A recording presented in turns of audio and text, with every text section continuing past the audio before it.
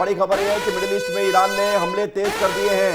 Israel और US military base पर हमला। मिडिल ईस्ट में 27 अमेरिकी सैन्य ठिकानों पर हमला किया गया है, बड़ी खबर।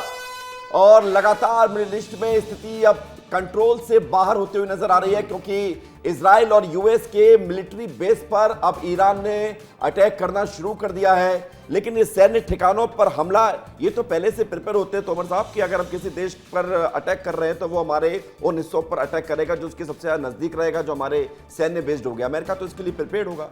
Definitely America is prepared. और मैं नहीं समझता हूं कि ये जो कुछ भी आ रहा है, बिकॉज अमेरिका और इजराइल का पूरा एयर सुपीरियोरिटी हो गया है ईरान के ऊपर। उनके फाइटर एयरक्राफ्ट कहीं भी जाके आराम से वो बॉम्बार्डिंग कर रहे हैं। और जो कुछ भी हो रहा है मैं समझता हूँ ये कुछ ही समय के लिए है। और मैं समझता हूँ कि आज शाम तक पूरा ईरान जो है वो ध्वस्त हो जाएगा। मुझे एक सवाल का जवाब दीजिए, क्या ये वर्ल्ड वॉर 3 की शुरुआत है? नहीं, विश्व युद्ध है ये? नहीं, वर्ल्ड वॉर 3 नहीं होगा। नहीं, बिकॉज अमेरिका और जो रशिया है इनको मालूम है कि ये पावरफुल कंट्रीज हैं, और ये अगर आपस में एक दूसरे से लड़ेंगे तो ये पूरी दुनिया नष्ट हो जाएगी। इसलिए मैंने बोला है कि let Russia take Ukraine and let America take Iran.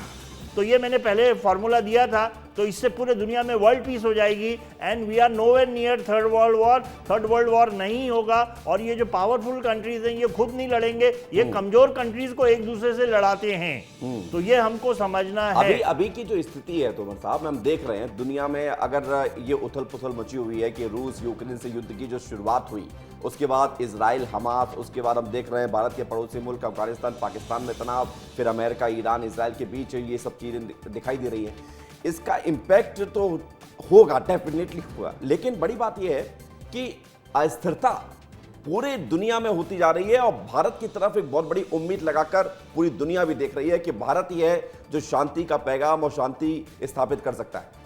नहीं, शांति डेफिनेटली, बट शांति लड़ाई के बाद होगी। Because war will bring peace, peace will never bring war. तो ये हमको समझना है। अभी जैसे जो रशिया और यूक्रेन के बीच में हो रहा है, तो उसका जो सॉल्यूशन है केवल वॉर है। और रशिया को यूक्रेन को पूरी तरीके से डिस्ट्रॉय करना पड़ेगा और यूक्रेन को कैप्चर करना पड़ेगा। और उसी तरीके से अमेरिका को पूरी तरीके से ईरान को ध्वस्त करना पड़ेगा, डिस्ट्रॉय करना पड़ेगा, कैप्चर करना पड़ेगा। और फिर दोनों जो सुपर पावर्स हैं इनके बीच में एक अंडरस्टैंडिंग होनी चाहिए कि let Russia take Ukraine and let America take Iran. इसके बाद लेकिन तोमर साहब यूएन की भूमिका पे मैं सवाल करूंगा आपसे, लेकिन इस बीच बड़ी खबर है कि ईरानी राष्ट्रपति के कार्यालय ने एक बयान जारी कर दिया है। खामनेई की मौत का बदला ईरान लेगा, ये खबर आपको बता रहे हैं। ईरानी राष्ट्रपति पेजेशकियन का ये बयान कि खामनेई की मौत का बदला लिया जाएगा, खामनेई की मौत का बदला लिया जाएगा। बदला किन सूरत हाल में होगा और किन परिस्थितियों में होगा, कब होगा, इसकी जानकारी नहीं दी गई है। लेकिन ईरानी राष्ट्रपति ने यह कह दिया है कि भाई बदला तो लेकर रहेंगे। क्या बदला ले पाएगा ईरान? Very good question.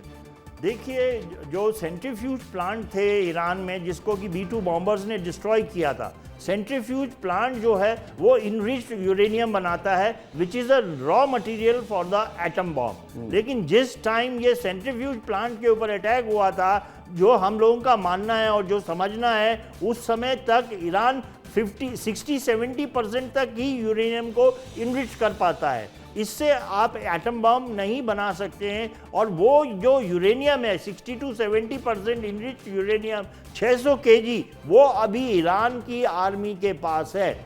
और ये जो अभी जो ये तो थ्रेट दे रहे हैं कि अभी हम और बड़ा अटैक करेंगे, हो सकता है कि जो उनके जो मिसाइल्स के जो प्रोजेक्टाइल्स हैं, जो वॉरहेड है, उसमें ये इनरिच्ड यूरेनियम डाले तो लोकल रेडियो एक्टिविटी हो सकती है। सबसे बड़ा मतलब उसका एटम बम की तरह रिएक्ट नहीं होगा, लेकिन एक हिस्से में वो रिएक्ट कर सकता है। एक छोटे से जगह में, मतलब 400-500 मीटर के इलाके में उसका रेडियो एक्टिविटी फॉल आउट होगा और उससे काफी डिस्ट्रक्शन होगा और कंफ्यूजन होगा। बस मैं समझता हूं कि अगर ईरान के पास कुछ है इस समय तो वो 600 kg इनरिच्ड यूरेनियम, ओनली 60%, तो उसका इंपैक्ट इतना ज्यादा नहीं होगा। बट डेफिनेटली लेकिन अगर ईरान ने उसका इस्तेमाल किया तो फिर ईरान पूरी तरह से खत्म हो जाएगा। अमेरिका नहीं, फिर उसके लिए जैसे मैंने पहले फॉर्मूला दिया था कि आपको पहले इलेक्ट्रॉनिक वॉरफेयर यूनिट से उनका पूरा कम्युनिकेशन को ठप करना पड़ेगा, उनका वायरलेस कम्युनिकेशन ठप करना पड़ेगा, उनकी जो एयर डिफेंस यूनिट्स हैं, उनकी जो फ्रीक्वेंसीज हैं, उन सबको जैम करना पड़ेगा, उन सबको नॉन फंक्शनल करना पड़ेगा, उनकी जो मिसाइल यूनिट्स हैं उनको पूरी तरीके से उनका जो कम्युनिकेशन है, उनकी जो फ्रीक्वेंसीज है उसको जैम करना पड़ेगा और ईरान के ऊपर 3000 मिसाइल्स फायर करने पड़ेंगे, जो कि उसके नजदीक इन लोगों ने किया है, लेकिन पूरी तरीके से 3000 मिसाइल्स अच्छा, मुझे सर एक चीज और बताइए कि अमेरिका ने जब अटैक किया और खामनेई चूंकि मारा गया, तो अमेरिका का मकसद पूरा हो गया है या अमेरिका अभी भी इन्वॉल्व है, या अमेरिका अभी भी चाहेगा कि मामला एस्केलेट हो और फिर वो और इन्वॉल्व हो इसमें? नहीं, जो अमेरिका चाहता है रेजिम चेंज हो। जो अयतोल्ला खोमेनी साहब हैं, उनके हाथ से ये जो सत्ता है, वहाँ के जो राजा हैं किंग पहलवी, उनको वो मिल जाए। लेकिन वो आसानी से, जबकि अनरेस्ट भी हो रहा था, लोग वहाँ पे वायलेंस भी हो रहा था,